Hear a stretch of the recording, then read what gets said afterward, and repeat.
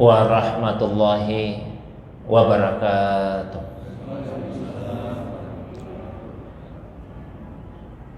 Alhamdulillahilladzi anzalas sakinata fi qulubil mu'minin liyasdadu imanan ma'a imanihim walillahi junudus samawati wal ard wa kana Allahu aliman hakima. Wa sallallahu ala sayyidina Muhammadin allazi arsalahu ilan nasi basyiran wa nazira wa ala ali Muhammadin wa sahbihi wa sallama tasliman katsira, amma ba'du. Bapak Ibu jamaah maghrib yang semoga dirahmati, dimuliakan oleh Allah Subhanahu wa taala. Alhamdulillah, segala puji tentunya hanyalah miliknya Allah Subhanahu wa taala semata-mata. Salawat dan begitu pula salam penghormatan semoga senantiasa Allah curahkan kepada kekasih kita Rasulullah Muhammad sallallahu alaihi wasallam, begitu pula kepada keluarga beliau, para sahabat dan juga pengikutnya yang senantiasa istiqamah menghidupkan sunnah Nabi sallallahu alaihi wasallam.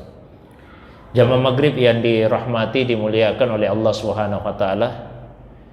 Insyaallah untuk malam ini, karena kita masih dalam awal-awal bulan Syawal, sebagai pengantar saya sampaikan saja dulu tentang puasa Syawal.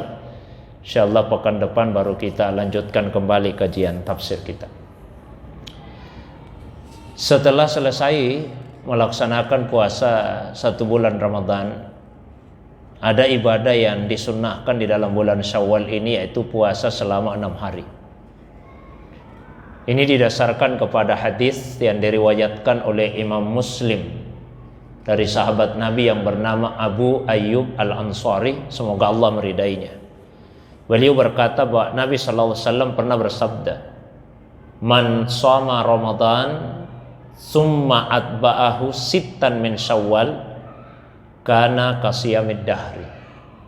Barang siapa yang berpuasa Ramadan, setelah itu dia ikuti dengan puasa 6 hari di bulan Syawal, maka dia seperti orang yang berpuasa selama 1 tahun. Atas dasar hadis inilah mayoritas ulama, sebagian besar ulama termasuk mazhab Syafi'i, kemudian mazhab Hanabilah, berpendapat bahwa puasa 6 hari di bulan Syawal hukumnya adalah sunnah muakkadah, sunnah yang sangat ditegaskan. Meskipun menurut Imam Malik dan Imam Abu Hanifah, puasa 6 hari di bulan Syawal itu hukumnya makruh. Mungkin agak aneh kedengaran, tapi itu pendapat 2 ulama tersebut. Nah, karena itu penting sebetulnya untuk mengetahui bagaimana landasan berpikir dari para ulama kita, imam-imam mazhab, supaya tidak hanya sekedar melihat saja hasil pemikirannya, tapi juga proses berpikir sehingga sampai kepada satu kesimpulan hukum. Jadi kalau menurut Imam Malik dan juga Imam Abu Hanifah, puasa 6 hari di bulan Syawal itu makruh. Alasannya berbeda. Kalau menurut Imam Malik, saya tidak pernah melihat kaum muslimin di masa saya yang berpuasa 6 hari di bulan Syawal. Beliau adalah imamnya penduduk Madinah. Nah, kata beliau, tidak pernah saya melihat para ulama, para ahli fikih di masa saya yang melaksanakan puasa seperti itu. Nah, sementara beliau berasumsi bahwa Rasulullah sallallahu alaihi wasallam kan lama tinggal di Madinah. Ya. Beliau kurang lebih 10 tahun tinggal di Madinah. Para sahabat juga sebagian besar tinggal di Madinah. Kemudian tentu para sahabat lebih menjaga, lebih memelihara dan lebih mengingat sunnah Nabi sallallahu alaihi wasallam. Lalu generasi setelah sahabat, yaitu generasi tabi'in, juga sebagian besar tinggal di Madinah. Nah, Imam Malik ini termasuk generasi tabi'it tabi'in. Jadi beliau masih mendapati para tabi'in. Nah, saya tidak pernah melihat kaum muslimin, berarti para tabi'in di masa saya, yang melaksanakan puasa 6 hari di bulan Syawal itu. Nah, maka amal ahli Madinah, apa yang dilakukan oleh penduduk Madinah itu menjadi salah satu dalil syariat dalam mazhab Malikiyah. Ada 4 dalil syariat yang disepakati oleh mayoritas ulama. Yang pertama tentu Al-Quran, itu menjadi dalil syariat. Yang kedua hadis Nabi, itu dalil syariat. Yang ketiga ijma', kesepakatan para ulama, khususnya para sahabat, itu dalil syariat. Dan yang keempat kias. Kias artinya analogi, mempersamakan hukum peristiwa yang tidak pernah terjadi di masa Nabi dengan peristiwa yang pernah terjadi di masa Nabi, atau sesuatu yang tidak ada di masa Nabi dengan apa yang ada di masa Nabi, karena adanya kesamaan illat. Nah, contoh misalnya minuman-minuman yang memabukkan yang ada di masa sekarang, kan di masa Nabi banyak yang tidak ada. Katakanlah seperti bir, whisky, itu di masa Nabi tidak ada. Yang ada di masa Nabi namanya khamar. Khamar itu aslinya adalah air perasan kurma atau air perasan anggur. Jadi kurma, anggur diperas, kemudian airnya disimpan lama disimpan dengan maksud supaya kalau diminum nanti membuat mabuk. Itu yang disebut khamar pada awalnya. Nah, maka sekarang banyak minuman-minuman yang ilatnya itu sama-sama membuat mabuk. Karena ilatnya sama, maka hukumnya pun disamakan. Itu namanya kias. Nah, ini 4 disepakati oleh mayoritas ulama. Ada beberapa dalil-dalil syariat yang lain, tapi ulama sudah tidak sepakat. Seperti misalnya ada yang disebut dengan masalih mursalah, kemaslahatan yang dianggap maslahat. Kemudian ada istihsan yang dianggap baik, ada uruf, kebiasaan di masyarakat. Nah, ada qaulus sahabi, ucapan sahabat. Kemudian ada syar'u man qablana, syariat dari umat sebelum kita. Nah, termasuk salah satunya amal ahli Madinah, apa yang dilakukan oleh penduduk Madinah. Ini dalil-dalil syariat yang ulama tidak sepakati. Kalau Imam Malik, beliau mengambil amal ahli Madinah sebagai salah satu dalil syariat. Dengan pertimbangan yang saya sampaikan tadi, bahwa asumsinya penduduk Madinah itu mestinya lebih ingat sunnah-sunnah Rasulullah Sallallahu Alaihi Wasallam. Nah, Imam Abu Hanifah dengan pendapat yang sama tapi alasan yang berbeda. Kalau menurut Imam Abu Hanifah, jika kita berpuasa lagi 6 hari di bulan Syawal, itu ada kesan seakan-akan ingin menambah dari apa yang sudah disyariatkan oleh Allah Subhanahu wa taala. Allah sudah perintahkan puasa 1 bulan Ramadan. Cukuplah itu, jangan ditambah-tambah lagi. Jadi beliau ada kekhawatiran, ada kesan ingin menambah-nambah dari syariat yang sudah ada. Tapi tentu pendapat yang paling kuat pendapat mayoritas ulama, karena hadisnya jelas.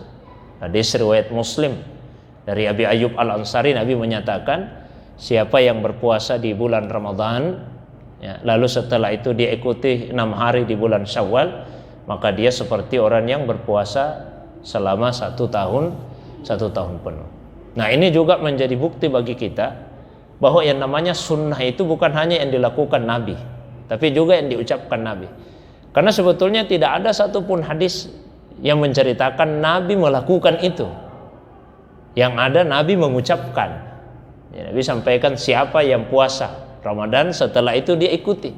Tapi tidak ada seorang sahabat pun yang menceritakan bahwa Nabi melakukan puasa ini. Ya, boleh saja misalnya berasumsi masa Nabi tidak lakukan, tapi tidak ada riwayatnya yang secara eksplisit menceritakan hal yang seperti itu. Nah, itu wajar kalau kemudian terjadi perbedaan. Kurang lebih sama, saya pernah memberikan contoh ketika khatib sudah di mimbar lalu ada yang masuk masjid. Ini orang disunahkan salat tahiyatul masjid atau tidak?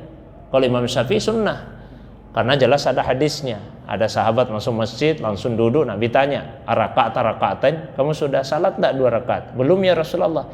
Tapi sudah kalau begitu kum warka rakaatain, berdiri dulu lalu salat 2 rakaat. Ini hadisnya ada. Maka kata Imam Syafi'i sunnah. Tapi menurut Imam Malik dan Imam Abu Hanifah tidak disunnahkan untuk salat kalau khatib sudah di mimbar. Alasan Imam Malik sama. Tidak pernah saya lihat orang-orang di Madinah yang salat kalau khatib sudah di mimbar. Beliau tidak pernah menemukan itu. Bukan berarti beliau tidak tahu hadisnya, beliau tahu. Tapi dalam pendapat Imam Malik, amalnya penduduk Madinah itu lebih didahulukan daripada hadis yang gharib, hadis yang tunggal, yang satu saja jalurnya, kecuali kalau hadis itu banyak jalurnya.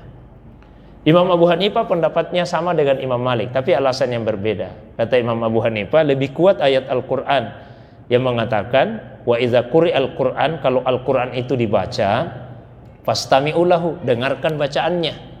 Wa ansitu, dan diam, la'allakum turhamun, supaya kalian mendapatkan curahan rahmat. Jadi itu termasuk kalau khutbah dibacakan, maka dengarkan pembacaan khutbah dan diam supaya kalian mendapatkan curahan rahmat. Hadisnya memang ada cerita tadi, tapi itu tunggal, dan sebetulnya itu ada latar belakang peristiwanya. Ini sahabat berasal dari kampung dan mohon maaf hidup dalam kekurangan, sahabat yang miskin. Jadi kalau datang ke kota, ke Madinah, sering dikasih sedekah sama sahabat-sahabat yang kaya. Nah waktu itu datanya agak lambat. Jadi sahabat banyak yang tidak tahu kalau ini sahabat yang miskin ini datang lagi. Nabi ingin memberitahu kepada para sahabat bahwa sahabat tersebut datang sebentar, kasih sedekah ya. Tapi Nabi tidak ingin mempermalukan. Nabi tidak mengatakan berdiri dulu supaya kau dilihat orang. Nabi tidak ingin seperti itu. Maka caranya Nabi itu halus. Tapi kamu sudah salat belum? Ya sudah, kalau begitu berdiri dulu salat. Begitu dia berdiri sendirian salat, kan sahabat yang lain tahu, oh, ada lagi nih. Sementara kita kasih sedekah. Nah itu latar belakangnya. Maka kata Imam Malik dan Imam Abu Hanifah, itu kondisi yang sifatnya kasuistik saja. Apa Imam Syafi'i tidak tahu cerita ini? Imam Syafi'i tahu. Tapi kata Imam Syafi'i, kalau boleh untuk orang tadi, berarti orang lain juga boleh. Masa cuma dia saja yang boleh, yang lain tidak boleh? Nah, itu diskusinya para ulama kita. Intinya adalah bahwa untuk puasa 6 hari di bulan Syawal, mayoritas ulama berpendapat hukumnya sunnah muakkadah, sunnah yang sangat ditegaskan. Menurut salah seorang ulama yang bernama Ibrahim Al-Bajuri, mengapa disebut oleh Nabi bahwa seperti orang yang puasa 1 tahun penuh? Karena ketentuan dalam agama, man ja'a bil hasanah falahu bi asri amsalihah. Siapa yang melakukan satu kebaikan, itu dilipat gandakan pahalanya 10 kali lipat. Berarti kalau ada yang puasa 1 bulan Ramadan, dia seperti puasa 10 bulan. Kalau ada yang puasa 6 hari, kalau dilipat gandakan 10 kali lipat, berarti dia seperti puasa 60 hari. 60 hari itu sama dengan 2 bulan. Berarti 10 bulan tambah 2 bulan sama dengan 12 bulan atau sama dengan 1 tahun. Nah, itu pendekatan logika yang dikemukakan oleh seorang ulama kita. Nah, puasa ini boleh dilakukan secara mutlak. Artinya bisa berturut-turut, bisa juga terpisah-pisah. Tapi kalau mazhab Syafi'i lebih diutamakan berturut-turut dan diutamakan di awal Syawal dalam mazhab Syafi'i. Alasannya untuk asra ilal khairat, bersegera dalam melakukan kebaikan. Tapi sebaliknya ada ulama lain yang mengatakan sebaiknya jangan terlalu cepat dilakukan. Biarkanlah di awal-awal Syawal kita mengunjungi sanak keluarga, menjaga hubungan silaturahim, terus saling menjenguk, saling ziarah. Nah, tidak bagus juga kalau ada tamu datang ke rumah kemudian kita dalam keadaan puasa. Atau kita berkunjung ke rumah tetangga, berkunjung ke rumah keluarga, kemudian kita dalam keadaan berpuasa. Nah itu sudut pandang yang berbeda dari ulama kita. Terlepas dari itu semua, adanya amalan-amalan yang disunnahkan ini menunjukkan kepada kita beberapa hikmah. Satu, amalan sunnah itu berfungsi untuk menutupi kekurangan dari amalan wajib. Sekata ulama, kedudukan puasa Syawal terhadap puasa Ramadan itu seperti kedudukan sujud sahwi terhadap salat kita. Kalau dalam salat ada kekurangannya itu ditutupi dengan sujud sahwi. Kalau dalam puasa Ramadan ada kekurangan, diharapkan kekurangannya itu bisa ditutupi melalui puasa Syawal. Jika kita berpuasa Syawal, maka salah satu hikmahnya menutupi kekurangan yang terdapat pada puasa Ramadan. Nabi SAW dalam hadis menceritakan, awwalu ma yuhasabun nas min amalim yaumal qiyamah as-salah. Amal manusia yang pertama dihisab nanti di hari kemudian adalah salatnya. Dimaksud di situ salat wajibnya. Fa idza atammaha kutibat lahu tammah. Kalau salat wajib itu sempurna, langsung dicatat sempurna. Tapi kan jarang yang sempurna salat wajibnya. Nah, kalau ada kekurangannya, Allah panggil malaikat, lalu Allah perintahkan malaikat, unzur li abdi, periksa dulu hambaku, hal lahu min tatawu, ada tidak salat sunnahnya. Kalau ada salat sunnahnya, maka Allah perintahkan atimmu li faraidihi min sunanihi, sempurnakanlah kekurangan salat wajibnya, ambil dari salat-salat sunnahnya. Jadi salat sunnah itu berfungsi menutupi kekurangan salat wajib. Lalu Nabi lanjut, puasa juga begitu, diperiksa puasa wajibnya ada kekurangan, puasa sunnahnya yang menutupi. Zakat juga begitu, diperiksa dulu zakat wajibnya, zakat malnya, zakat fitrahnya ada kekurangan, maka sedekah infaknya lah yang diharapkan bisa menutupi kekurangannya. Yang kedua, puasa sunnah itu berfungsi untuk mendapatkan kurbah, kedekatan kepada Allah dan mahabbah, cinta dari Allah SWT. Kalau hanya sekedar targetnya mau masuk surga, biar tidak melakukan amalan sunnah. Kalau cuma mau masuk surga saja. Tapi kalau ingin kedekatan dengan Allah, ingin dicintai Allah, melalui amalan sunnah. Ada sahabat datang ke Nabi, ya Rasulullah, kalau misalnya saya cuma salat 5 waktu, tidak ada salat sunnahku. Saya cuma puasa Ramadan, tidak ada puasa sunnahku ya Rasulullah. Tapi yang Allah halalkan ya saya halalkan, yang Allah haramkan saya haramkan. Bisakah saya itu masuk surga? Apa kata Nabi? Bisa. Bisa. Jadi cukup dengan amal wajib. Itu bisa mengantarkan ke dalam surga. Nah, lalu kemudian untuk apa amalan sunnah ini? Untuk mendapatkan cinta dari Allah. Dalam hadis kursi Allah berfirman, "Wa ma yazalu abdi yataqarrabu ilayya bin nawafil hatta uhibbah." Hambaku itu terus-menerus berusaha mendekatkan dirinya kepada saya melalui ibadah-ibadah sunnah sampai saya mencintainya. Fa idza ahbabtu, kalau saya sudah mencintainya, kuntu sam'ahu alladzi yasma' bi, saya jadi telinga yang dengannya dia mendengar. Wa basarahu alladzi yubsiru bi, saya jadi penglihatan yang dengannya dia melihat. Wa yadahu allati yabtisu biha, saya jadi tangan yang dengannya dia memegang. Wa rijlahu allati yamshi biha, saya jadi kaki yang dengannya dia melangkah. Wala in sa'alani la utiyanna, kalau dia punya permintaan saya akan kasih. Wala in ista'adzani la u'idzanna, kalau dia mohon perlindungan maka saya akan memberikan perlindungan kepadanya. Saya kira itu saja pengantar kajian kita di malam ini. Saya berikan waktu yang 8, kalau ada yang ingin didiskusikan, ada yang ingin ditambahkan baik yang berkaitan dengan pembahasan atau masalah agama lain. Sebelumnya itu masih dalam suasana Idul Fitri, saya pribadi mengucapkan taqabbalallahu minna wa minkum taqabbal ya karim. Semoga Allah SWT menerima amal ibadah kita semua dan mohon maaf lahir dan batin. Demikian, wa ilallahi turja'ul umur. Assalamualaikum warahmatullahi wabarakatuh.